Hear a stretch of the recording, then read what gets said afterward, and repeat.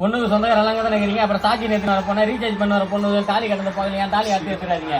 Ring ring ring ring ring ring ring ring. டேய் சின்ன பையா டேய், அட பரதேசி நாயே, என்னடா போனுக்கு போய் தாலி கட்டி வச்சுக்கிறா? பைத்தியமாடா நீ? பொண்டாட்டி போன் ஒண்ணுதாமா.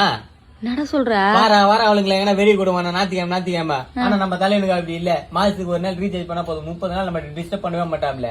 அது இல்லாம தீபாவளி பொங்கல் 4 நாள் கெட்ட நாள் வச்சுக்க, அவளுங்களுக்கு நகை எடுக்கணும், ட்ரெஸ் எடுக்கணும், புடவை எடுக்கணும், மொத்தத்தையும் எடுக்கணும்.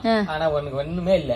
150 ரூபா 200 ரூபா ஒரு பவுச் வாங்கி போட்டா அம்மான்னு ஜெலுவா இருப்பாரு நம்ம கூட. டேய் அப்ப கூட இது உனக்கு அநியாயமா தெரியலடா. ஏன்னா ஒரு பொண்ணை பார்த்து கல்யாணம் பண்ணி வந்தானா பேரம் பேத்தி பெத்து கொடுப்பேன், நான் அழகா கொஞ்சம் விளையாடி கிடக்கலான்னு பார்த்தேன். நீ போனுக்கு போய் தாலி கட்டியடா. அதை விட சூப்பரா ஒரு பேர புள்ளைய நான் பெத்து கொடுக்குறேன். நீ மான்னு லைஃப் ஃபுல்லா விளையாடி கிடக்கலாம், உலகமே விளையாடி கிடக்குது. என்னடா சொல்ற? பேஸ்புக், இன்ஸ்டாகிராம், வாட்ஸ்அப், யூடியூப் மொத்தம் என் பிள்ளைங்க தான். நீ மான்னு விளையாடிங்க, டவுன்லோட் பண்ணிட்டு போட்டு வச்சுக்கிறேன், டவுன்லோட் ஆயிடும்ல.